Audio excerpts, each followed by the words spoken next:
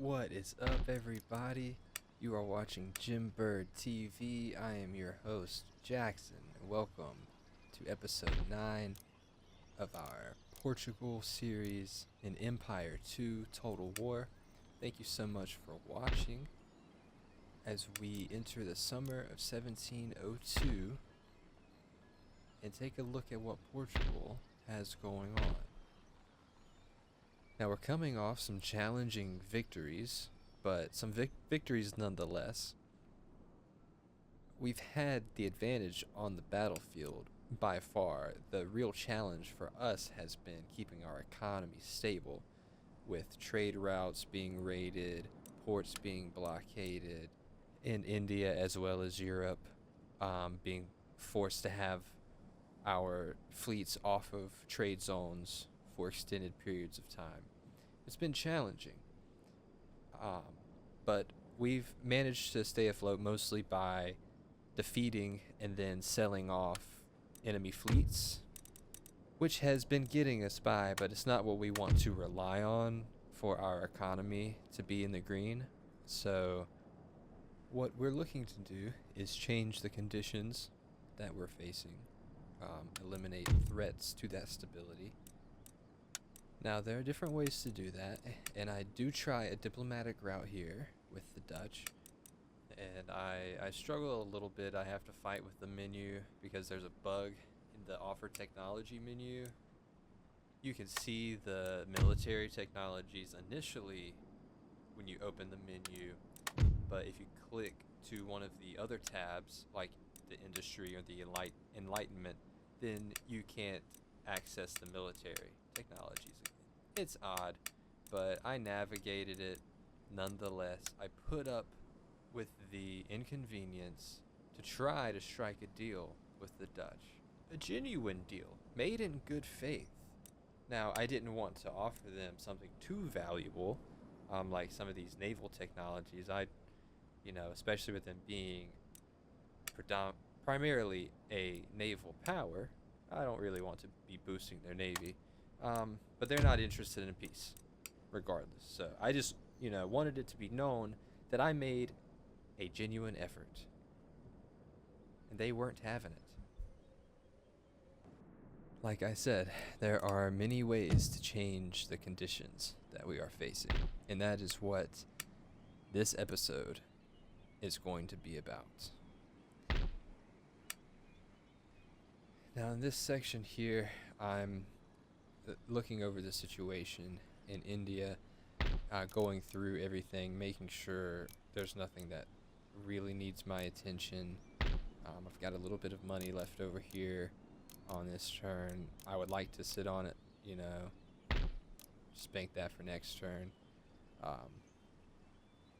But this has been my least stable front here. India has been quite chaotic. I fought so many battles. Europe, I've kind of been able to pick and choose when and where I fight. India, not so much, but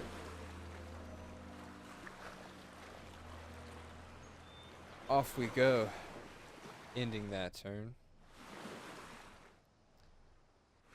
While we watch these moves here, I would like to take a moment to thank everyone, whether you're watching for the first time. If you are just tuning in to episode 9, hey, welcome.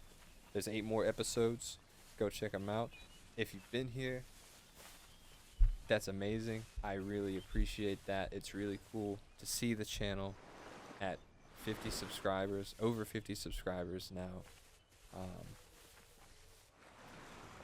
I've really been enjoying making these videos.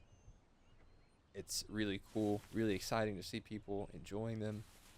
I know I feel like I say that probably every other episode, but yeah, I really appreciate that. Really appreciate everybody being here. We had a quick intercept right here. The Mughals just going by the city. I handled that. Wasn't an issue for General Carvalho. No problem whatsoever.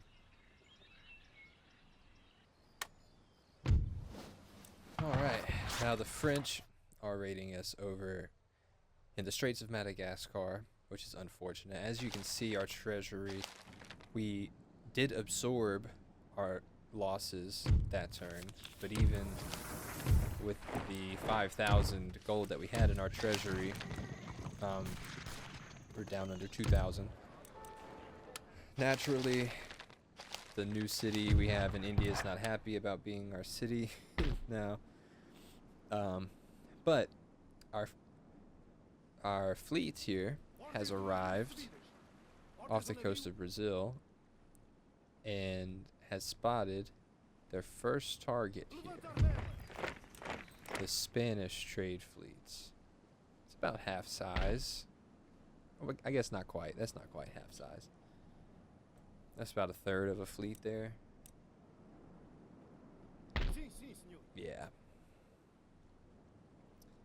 But we are going to leave this battle here for now, because we have some other business we want to clear up first. General Carvalho has gained an Eastern Mystic. A terribly wise fellow. Closed mouth, but shockingly wise. Nice. Dimitro's going to hold off right here on Feliciano. And we are going to hop over to Europe, where we have an army that is waiting in France. Quick look right here at our trade and our economy. We're still in the red, naturally. That is why we are coming over here, because this is going to really help us deal with the economic pressure that we've been feeling. We can repair that port, get that trade flowing again. This one full rig can be dealt with quite quickly, as you see there. Roberto Fernandez having no problem with that. The Star Admiral leading our fleets. Our only surviving admiral from the beginning of the game, I believe. We finished the basic steam pump technology here.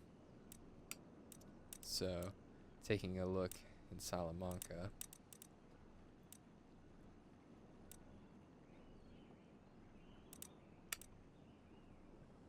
We're currently researching 2 naval technologies. So it makes sense that maybe we put this slot on something else. I would like to upgrade these ports. That's what I'm looking at there, the required researches.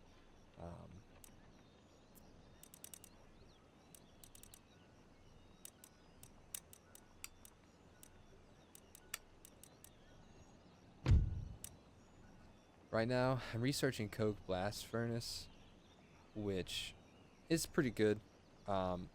This isn't a bad technology to take, especially. I know we have a few metalworking buildings around, some industrial buildings. Flying shuttle we could get a little bit quicker. It's not quite as valuable, because the blast furnace also gives us the mine, a boost to our mines. Now measuring tools gives us a boost to our mines as well. So there are a lot of different directions we could go with that slot right there, but I decided to leave it on coke blast furnace. Now that we've got this to our trade cleared up, we still, unfortunately, are being raided in the Mediterranean, which is interrupting, but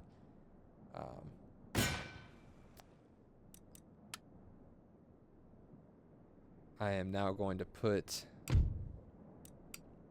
one of the ships that can reach this trade route. I'm going to raid it,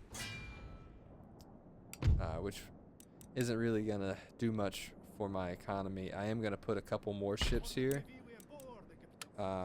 which actually does increase my my income from this rating here by a little bit. Not a whole lot, but it made a little bit of a difference.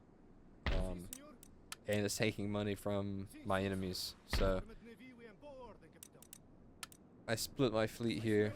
Wasn't too worried. I didn't feel as though they would be threatened in this area.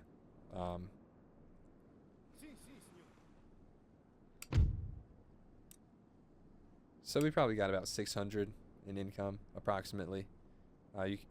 Somebody might correct me on that if they really go back and do the math. But in any case,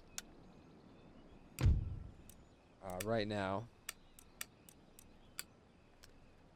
I'm limited on options for increasing my income in the short term. However, I am able to raise taxes a little bit, not on the nobility, but on the middle classes, without a drastic change to my public order. So I am going to do that, which gets me a little less out of the red, but still way in the red. So back to what I was saying about changing conditions. I've got a massive army here in Europe that I am paying upkeep for. That's not doing anything. So we're going to change that. The French aren't making a move, and they've left this army alone in the open.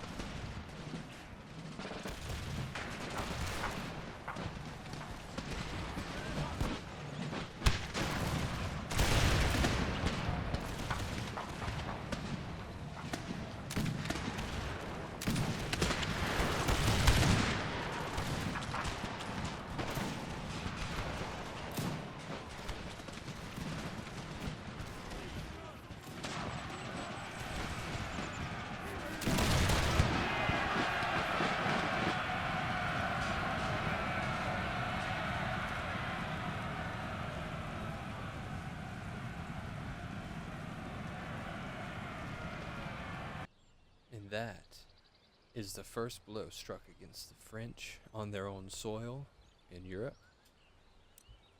As we continue to march north here in this summer of 1702, a couple stragglers made it through that. General Louis de Sousa, he feels competent after that, and that's good. That's what we want him to feel like. That's a really good early victory for him. And Paris is looking quite undefended. That's gonna have to wait though, because for now, we need to turn our attention to the situation in India. Now, General Carvalho here has the main force. We have another strong force here in Ahmadnagar, which we need to keep there because public order is kind of an issue. And also that's just our front line with them at the moment. Now what I really want to do is I want to secure my southern flank, at least with the Mughals, even if it's not secure with, say, the British or the other Indian nation down there, Mysore. You know, at least the Mughals aren't going to be sending guys from down there, or fleets for that matter, or just individual ships to raid my ports, you know. So, to do this, I think the smart way, and to make the most of my assets here in India, I'm going to move these 3 units east to help reinforce Hyderabad. Because what's going to happen here is General Carvalho is just going to grab a healthy share of his units, and he is going to head south with the intention of attacking the city. And I would like to not just hand the Mughals back Hyderabad in the process, because this is going to keep General Carvalho occupied for at least a couple turns. But we will see. Now, looking back at Europe, at this situation with France, I have this gentleman here who can move ahead, and he spots this other massive French force over in Alsace-Lorraine. Now, I have absolutely no intention of facing them head on, especially not allowing them to be on the defensive. Now, as you can see, discovering this new army immediately has me coming over here and looking at my recruitment, my units that are in Lisbon, and I deliberate my options. I think about moving some of these guys, just moving them east, because right now I'm limited on my ability to recruit new units. So right now my only solution in the short term would be to just send these guys east. But I don't like the idea of just leaving the homeland as vulnerable as theirs is right now, knowing that they have these massive armies out there. So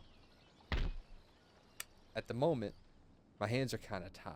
And a lot of that is because of my economic situation, which reminds me of some business that we left from earlier.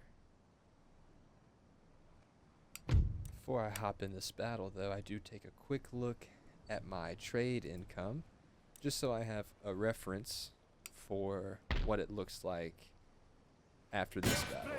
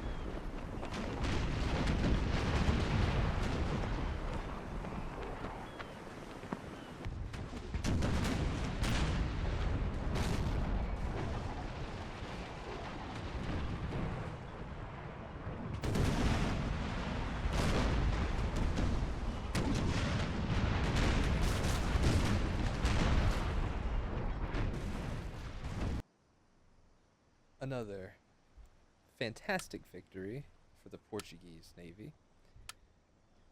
Now, a couple of these Spanish ships are decent, but we are also very strapped for cash. So while I could get 17,000 in total if I sold off all of these ships, I like the idea of taking these galleons. So I do take these galleons, and I still make myself a cool 8,000 right there, which is very, very helpful. Now, again, I hesitate here so I can take a quick look. 4,600 compared to 3,200. So that got us an extra 1.4k in revenue, which isn't as much as I would actually expect from putting this many ships on this, considering how many trade partners we have. However, the reason that it didn't have as much of an impact as it could have is due to the fact that our trade routes are being raided. So these goods that we have can't get to some of our trade partners, unfortunately. So that's something that's going to have to be dealt with. In the meantime, and part of that process is these ships right here that need to be repaired. I'm going to head back to Europe to do so.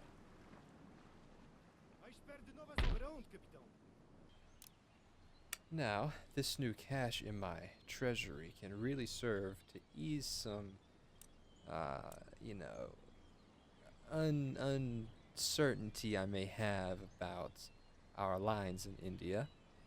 A long-awaited upgrade to our cavalry is now available. This company cavalry, since I upgraded the barracks, I believe it was. Yes, precisely. And I also have these lancers, which fit perfectly into our system for how we fight the Mughals. Right now, I'm taking into consideration different things, including the cost, time to recruit. But I definitely want these new cavalry units. They're both 3 turns a pop.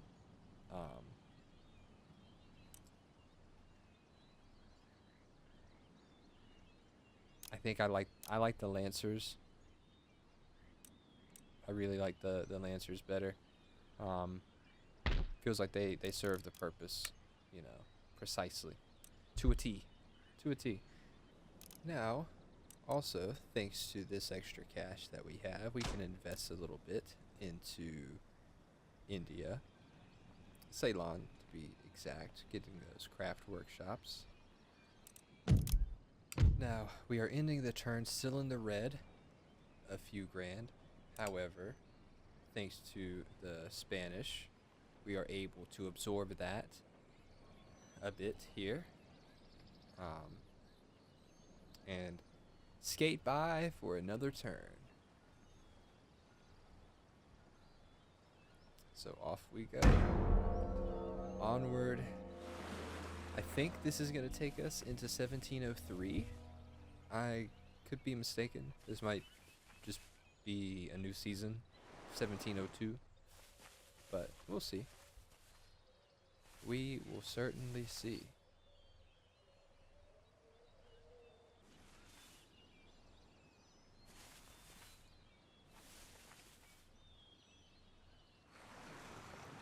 I haven't shown a whole lot of the AI moves this series, so I'm gonna let these run. Let you get a peek at just what's going on if you're curious about anything you just saw. You did get a glimpse at some of the at the raid that is blocking a lot of our trade at the moment. And now we have this opportunity to intercept these Mughal forces here with the forces we left at Hyderabad, and thankfully the reinforcements I sent. And so we were able to handle that pretty easily. It wasn't too much of an issue. Alright, now it's a new turn, so naturally we have chaos. One of our ports has been sabotaged in India over here on the western coast. We have riots, they're still not happy over there. Our trade route is still being raided. Strikes. Honestly, things are overall okay. It does seem like there's a lot going on, but we're in a decent position. There's nothing life-threatening right now. As we are now in the winter of 1702. So, still 1702, but now it's getting cold. So, we are bringing our ships in, and we are gonna give them some repairs. At least what I can afford right now, as we did absorb our deficit from the last turn, but that puts us at about $4 grand. And you know, repairing these ships, it's pretty expensive. However, with the vast majority of our trade opened up, we are back in the green for our revenue. So long as we maintain these conditions, you know, at least for the duration of this turn, we should finally have a little bit of pressure taken off of us here. However, right now, we are spending some money on these ships that have fought so hard to make us that money. And I think that is fair and righteous. Now looking over here, General de Sousa, fresh off a decisive victory there in southeastern France, is eyeing up this basically unguarded Paris. It's gonna take him more than one turn to get there. He's marching in the winter, but knowing that there's nothing between him and the capital, it's an opportunity that's very difficult for him to pass up right now. And so he is marching through central France on his way, really, to having his name etched in history if he manages to execute his objective. Now, I don't have a whole lot of money left over after refitting my fleet there, so not really much I can do as far as recruiting.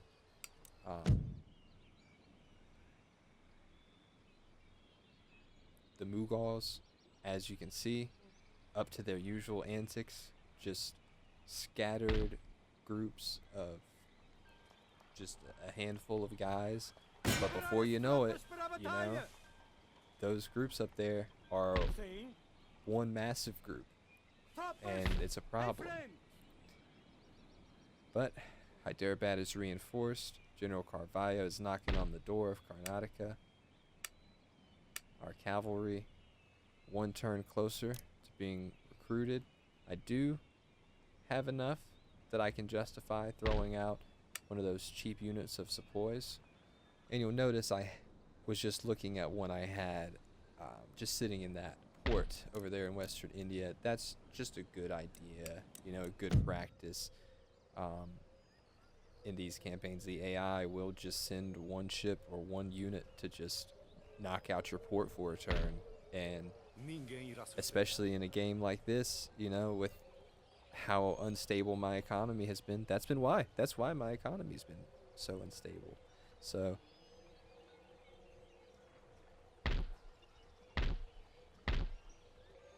we've got eyes up here on the situation in France. Now, Paris does have a pretty large garrison, but it's weak garrison units. They're not the strongest units, so it's kind of a quantity over quality situation, and I'm really not concerned about it as long as they don't raise a substantial number of units there, which doesn't seem like they have time to do. Now, I take a good look at our policies here, specifically our tax policies, because now that we have a good turn, where we're working with a surplus here, I would like to take a little bit of pressure off, especially in India, because our public order is down. But we got to remember we are dealing with a conquered Spain that we're occupying, and it's looking like we're about to take Paris, which we're going to be occupying. So the less public order or not considerations, but issues that we have to take into consideration in the near future, the better. So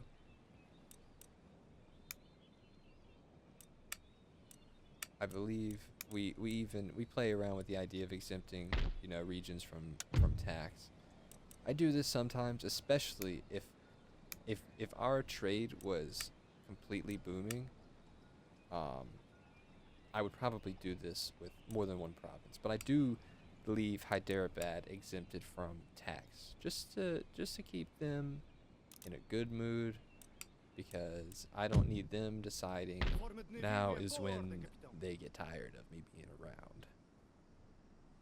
Now over here, I've got control of these trade nodes on the western coast of Africa, and I just move a few ships over so that I'm controlling both zones, and over time I will slowly be building those up, just making sure that I have a fleet on there right now, because not even for my enemies, but just so no random nation just sees a free trade node and decides to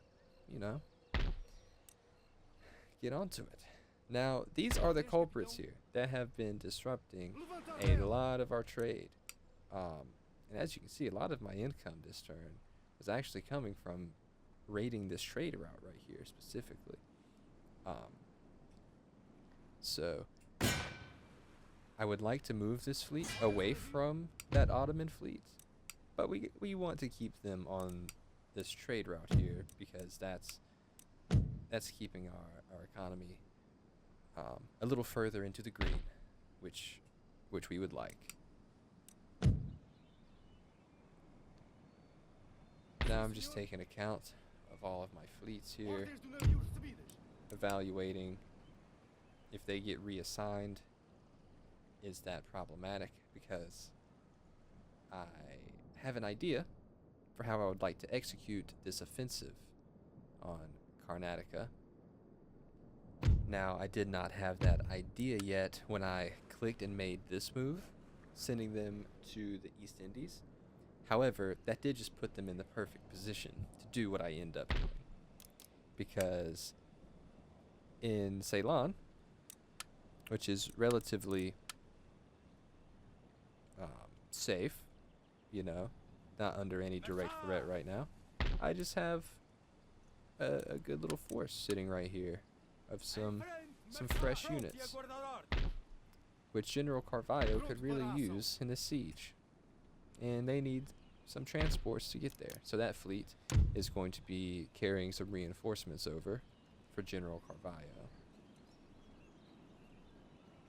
Here I return to the public order screen, really taking the time to understand, make sure I'm understanding the mechanics that are at play, how I'm doing with the public order on these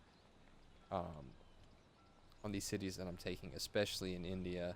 I've got enough external issues. I need to make sure I'm keeping an eye on the internals, and I'm not letting anything get out of control past a point of no return. And in natural Jim Bird fashion, we're back, teleported over to Europe. I'm taking stock of everything. It looks like I'm already counting these southern French territories in my inventory here. General de Sousa is one turn closer to reaching France. Already his eyes to the north for those who will not be bargained with. I do spot the French trade route there. Looks like the Dutch have some trade moving through there. And I'm just taking a look at who's moving goods through my territory, you know, on their little wagons. And I guess right now I was just admiring, you know, my nation at work. And next turn, General Carvalho is going to be going to work on Karnataka, which is going to be very nice. It's going to give us some plantations, some mines down here in the south. That's going to be really nice. Now, they do have a pretty strong force down here in that port, which is going to have to be dealt with for us to truly have full control over this province. However, taking the city is going to be a step in the right direction in that regard. And getting these reinforcements over here from Ceylon is looking like an even better idea, considering that those guys are chilling there in that port. So, stay tuned for that. Next turn. Not a whole lot going on this turn. A couple of opportunities to intercept. I do take down this French ship here.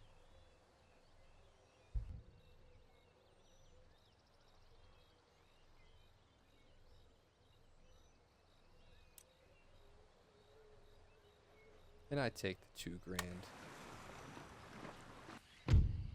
I also get to intercept another Mughal force moving past Hyderabad, probably going to those farms.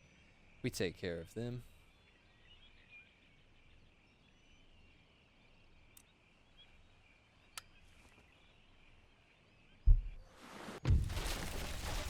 Now, this turn, just when we thought we were past the worst of it, we are bankrupt. And we have a rebellion in India. So despite my best efforts, we have not kept our economy in the green. And we have not kept our public order under control in India. However, it's a very small rebellion, and our other plans are going to continue as intended. Forma de navio em boa ordem, capitão.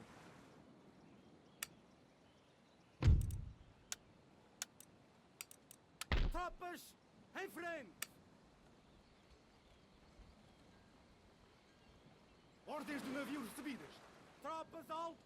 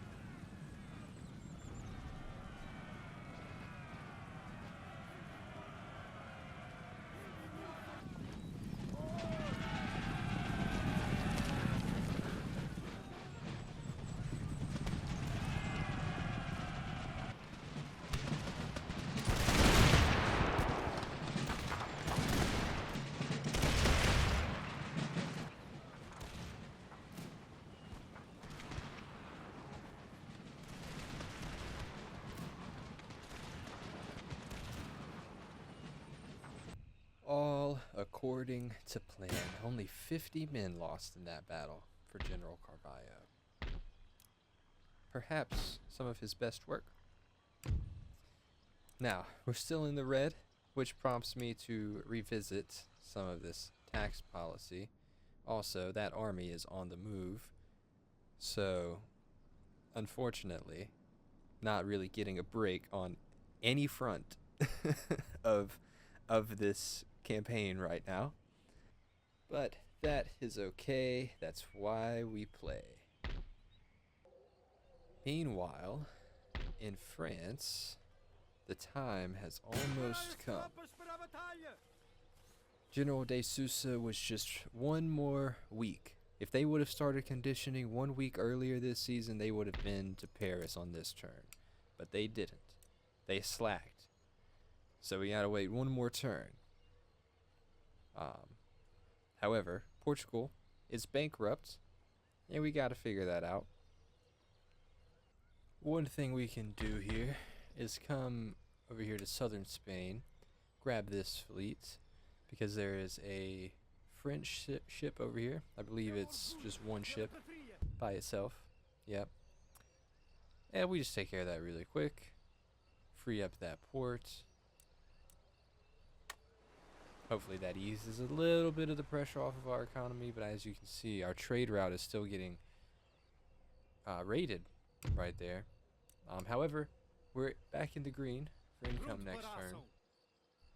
This Ottoman fleet right here is a bit of a problem, but we're gonna deal with that later. We've got some other moves to make first. In India, we are setting sail for the East Indies, hoping to add to our trade income.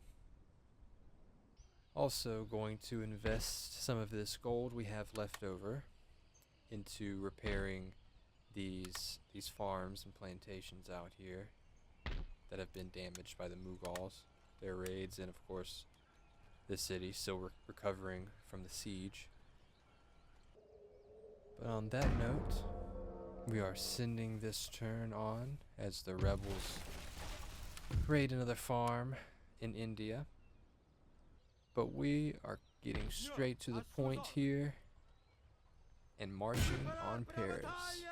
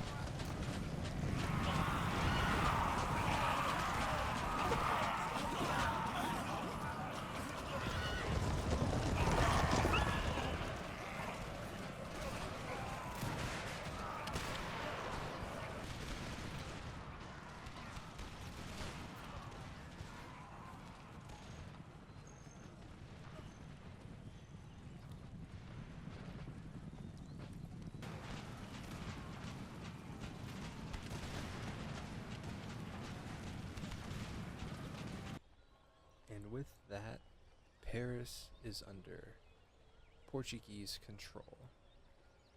Uh, Here in the summer of 1703, uh, I didn't expect to take the capitals of Spain and France so easily, but General de Sousa has become steady under fire there, which I respect.